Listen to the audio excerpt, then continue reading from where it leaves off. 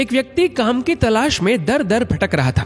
इधर उधर धक्के खाने के बाद निराश होकर जब वह घर वापस लौटने लगा तो पीछे से आवाज आई, ए भाई, यहाँ कोई मजदूर मिलेगा क्या? उसने पीछे मुड़कर देखा तो पाया कि एक झुकी हुई कमर वाला बूढ़ा व्यक्ति 3 गठरिया उठाए हुए खड़ा है। उसने कहा, हाँ बोलो, क्या काम है? मैं ही मजदूरी कर लूंगा। बुजुर्ग व्यक्ति बोला, मुझे रामगढ़ जाना है, 2 गठरिया मैं उठा लूंगा, पर मेरी तीसरी गठरी भारी है। इस गठरी को तुम रामगढ़ पहुंचा दो, मैं तुम्हें 2 रुपए दूंगा। बोलो, काम मंजूर है? ठीक है, चलो।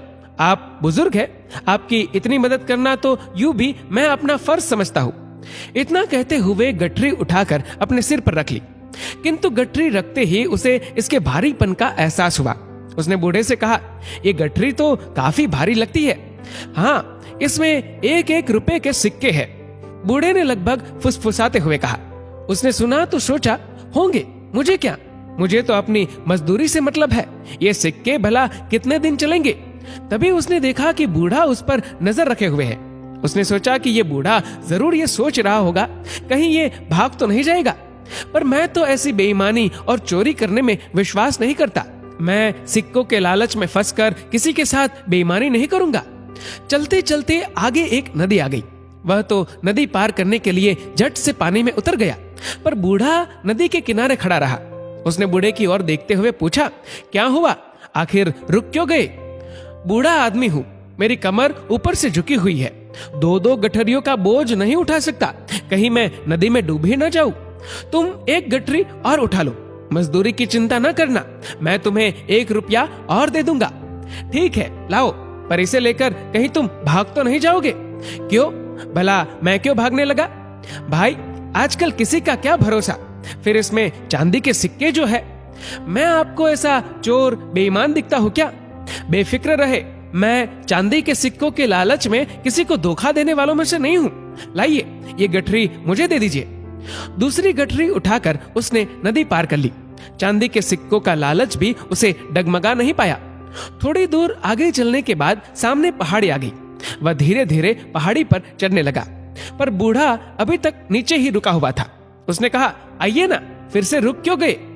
बूढ़ा आदमी हूँ, ठीक से चल तो पाता नहीं हूँ, ऊपर से कमर पर 1 गठरी का बोझ और उस पर भी ऊपर पहाड़ की दुर्गम चढ़ाई। तो लाइए, ये गठरी भी मुझे दे दीजिए, बेशक, और मजदूरी भी मत देना। पर कैसे दे दूं?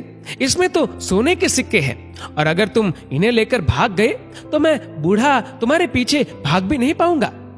कहा ना, मैं ऐसा आदमी नहीं हूँ। ईमानदारी के चक्कर में ही तो मुझे मजदूरी करनी पड़ रही है, वरना पहले मैं एक सेठ जी के यहाँ मुनीम की नौकरी करता था। सेठ जी मुझसे हिसाब में गड़बड़ करके लोगों को ठगने के लिए दबाव डालते थे। तब मैंने ऐसा करने से मना कर दिया और नौकरी छोड़कर चला आया। उसने यूं अपना बड़प्पन जताने के लिए गप हाँकी। पता नहीं तुम सच कह रहे हो या, खैर, उठा लो ये सोने के सिक्कों वाली तीसरी गठरी भी। मैं धीरे धीरे आता हूँ, तुम मुझसे पहले पहाड़ी पार कर लो तो दूसरी तरफ नीचे रुक कर मेरा इंतजार करना। वह सोने के सिक्कों वाली गठरी उठाकर चल पड़ा। बूढ़ा बहुत पीछे रह गया था। उसके दिमाग में आया, अगर मैं भाग जाऊं तो ये बूढ़ा तो मुझे पकड़ नहीं सकता और मैं एक ही झटके में माला माल हो जाऊंगा। मेरी पत्नी जो मुझे रोज कोसती रहती है, कितना खुश हो जाएगी। इतनी आसानी से मिलने वाली दौलत ठुकराना भी बेवकूफी है। एक ही झटके में धनवान हो जाऊंगा। पैसा होगा तो इज्जत, ऐशो आराम सब कुछ मिलेगा मुझे। उसके मन में लालच आ गया और बिना पीछे देखे भाग खड़ा हुआ। 3-3 भारी गठरियों का बोझ उठाते भागते भागते उसकी सांस फूल गई। घर पहुंचकर उसने गठरिया खोल कर देखी तो अपना सिर पीट कर रह गया। गठरियों में सिक्कों जैसे बने हुए मिट्टी के ढेले ही थे। वह सोच में पड़ गया कि बूढ़े को इस तरह का नाटक करने की जरूरत ही क्या थी। तभी उसकी पत्नी को मिट्टी के सिक्कों के ढेर में से एक कागज मिला जिस पर लिखा था, ये नाटक इस राज्य के खजाने की सुरक्षा के लिए ईमानदार सुरक्षा मंत्री खोजने के लिए किया गया था। परीक्षा लेने वाला बूढ़ा व्यक्ति और कोई नहीं, स्वयं महाराजा ही थे। अगर तुम भाग न निकलते तो तुम्हें मंत्री पद और मान सम्मान सब कुछ मिलता। पर हम सभी को सचेत रहना चाहिए। न जाने जीवन देवता कब हम में से किसकी परीक्षा ले ले। प्रलोभनों में न गिरकर सिद्धांतों को पकड़े रखने में ही दूरदर्शिता है।